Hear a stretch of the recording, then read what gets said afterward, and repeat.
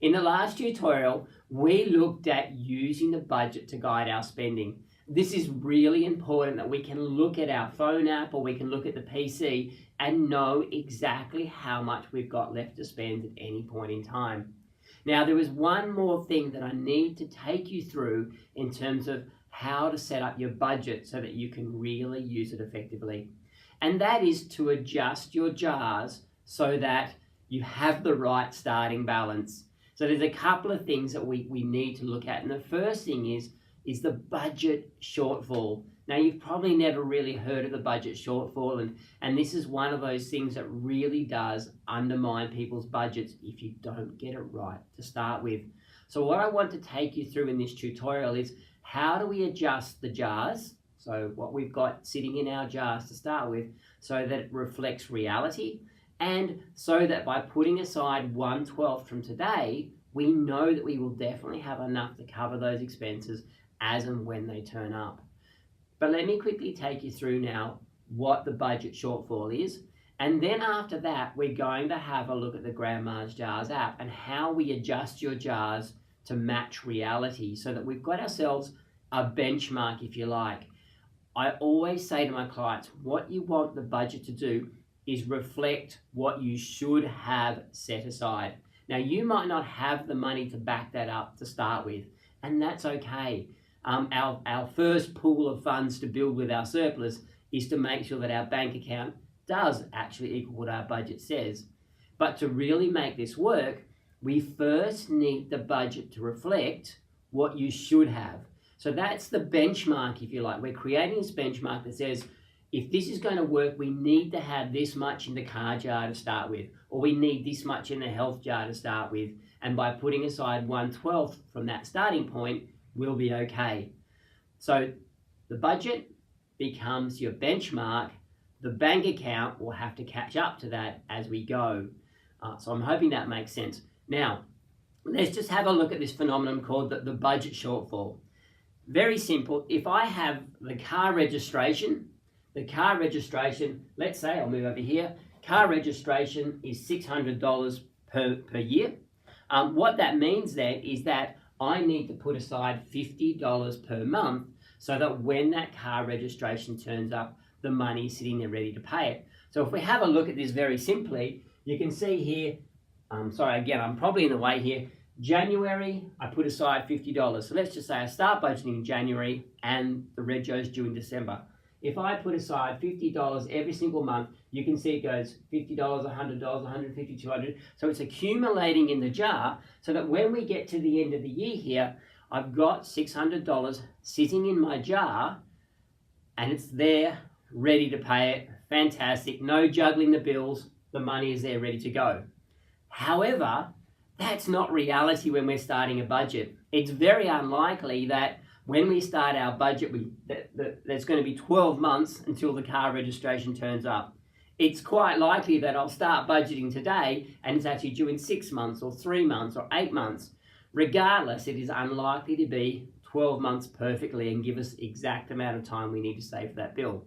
What's far more likely is that we actually start budgeting in, say, May.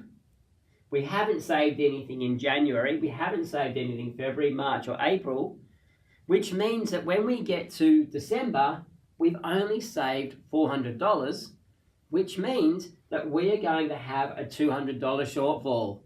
And we've got a sad face here because a lot of the times that is what derails people's budget. They go, oh, this budget just doesn't work. And if you multiply that out several times, so it might not just be the car rego, it might be the rates, it might be insurances, it could be all sorts of things. All of a sudden, you're starting to wonder if this budget is really working. So one of the most powerful things I get my clients to do when we first start this process is to sit down and identify what are all of your expenses that have due dates. So any expense that is quarterly, half yearly, annually, you need to sit down and work out what is the date for that expense. What is the due date for that expense? And how much of a shortfall will I have if I'm putting aside 1/12? Now, below the portal, so below this video, there is a worksheet that you can download to help you work that out. So pretty simply, you're going to list all of the expenses that do have a due date that are either quarterly, half yearly, or annually. You're going to figure out, well, what do I need to put aside on a monthly basis? Well, what do I put aside as 1/12? And therefore, how far short am I going to be when that bill arrives? What we're then going to do is we're actually going to adjust the jar. So to give you a really, really simple example here, what we are going to do is we're going to say, okay, we've got nothing there, nothing there, nothing there, nothing there. But really, when we start this budget, what we should have in there at the beginning of, or for May, is $250. That is what our starting point should be if we're going to put aside 1/12 from here on. So that's pretending we put $50, $50, $50, $50. So we really need $250 in there if this budget is going to work. So what we will do in the Grandma's Jar system is we will actually adjust the car jar up by $250 so that we know that $50, 50, and going forward is going to work for you.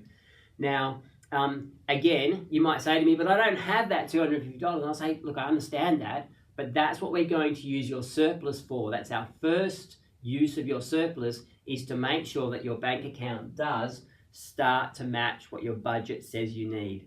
Okay, so that first pool of funds is making sure that we have what our budget is telling us we need. Okay, so that is the budget shortfall. In the Grandma's Jar system, and I'll show you this when I go through the app with you next, there is actually a budget shortfall calculator. So you can do it manually on the worksheet you can download, or in the Grandma's Jars app, we do have a calculator that actually works out what your shortfall is going to be based on the due dates you've put into the system. So as long as those due dates are right, it'll actually tell you what your shortfalls are going to be, which makes it very easy to figure out what you should have in your jars to start with. So there you go, the budget shortfall. This is really important that you start with the right amount in your jars so that you can, with all confidence, look at your app, or you can look at the web app and know that you have enough money to cover your expenses as and when they turn up. So let's have a look at the app now. Okay, I'd like to apologize in advance because this next bit is a little bit tedious, but it is so very important that you get this right. So as we outlined in the first video, the first step in getting set up is to enter all your income and expenses into the budget. The second step is to make sure that your income is consistently greater than your expenses. Yes, there's that golden rule again. We cannot spend more than we earn. And then the third step is to make sure that the funds remaining in your jars are an accurate reflection of what you need to have to ensure that putting aside 1/12 from today will actually work. And that's what we're going to discuss in this part of the tutorial. This means that we need to manually adjust the funds remaining of each of your jars to give you the right starting balances. So it's really important that we have the right starting balances so that when you're looking at your phone app or when you're looking at your budget, you can see that funds remaining and go, yes, I know that's the right amount. So firstly, let me show you how to adjust the funds remaining, and then I will show you how to work out what the funds remaining in each of your jars should be. So I'm here on Dean and Emma's jar summary. You can see in the accumulated funds column here, there is nothing being carried forward from previous months. This is because this is our first month. In the next column, we can see the monthly or 1/12 allocation to each of our jars. In the spent column, we can see what Dean and Emma have spent so far this month. And in the last column, we can see the funds remaining in this jar. Now, this is the most important column because it is the funds remaining that we use to guide our spending. This tells us how much have we got left to spend without blowing the budget. So to adjust the funds remaining in this column, you click on this purple pen and paper icon next to the jar you want to adjust. So I'll select the everyday jar. You can see here the current funds remaining says $217.27. I want to adjust this to 0, so under new funds remaining, I will type in 0 and then press update. Now, okay, the obvious question is, well, why would I want to adjust the funds remaining in the jars? Well, there are two reasons. Firstly, the budget will always give you a full month's allocation, regardless of whether you start on the 1st or whether you start on the 30th of the month. So if you do start on the 30th of the month, you will have a full month's allocation and no time to spend it, which means unless you go back and retrospectively enter all your expenses for the month, you will end up with way too much left in your jars at the end of the month. So as a rule, if you start the budget towards the end of the month, I would always zero out anything left in your discretionary jars. So in Dean and Emma's case, this would mean their everyday, grooming, bike stuff, gifts, and entertainment jars. And even with some of the expenses like loans, for instance, you'll just want to make sure that you've taken out what should have come out of that jar for the month. So if you've made loan repayments throughout the month, you need to reduce the jar balance by that amount so that you're not carrying forward extra money into next month. This just means that you aren't accumulating more than you need in your jars. Now, please note that I only go through and do this in the first month, not in subsequent months. It is just to make sure that you've got the right starting balance. The second and most important reason for adjusting the funds remaining is to factor in any budget shortfalls. Just about everyone will have some sort of budget shortfall when they first set up their budget. To identify the budget shortfall, I go to Budget Tools, and under there I will find the Budget Shortfall Calculator. In the Budget Shortfall Calculator, you will find a list of all the expenses that Dean and Emma have identified as quarterly, half-yearly, or annual. At the top of the list, you can see that Dean and Emma are allowing $600 per year for their accountant. This means that they need to put aside $50, which is 1/12 of that annual expense. So they're putting aside $50 per month. Now the due date is the 8th of November. Now, given that it's currently July, Dean and Emma will only have saved $200 by the due date, which means that they will have a shortfall of $400. In other words, in the ideal world, they should already have $400 sitting in their professional fees jars so that putting aside 1/12 from today is going to work for them.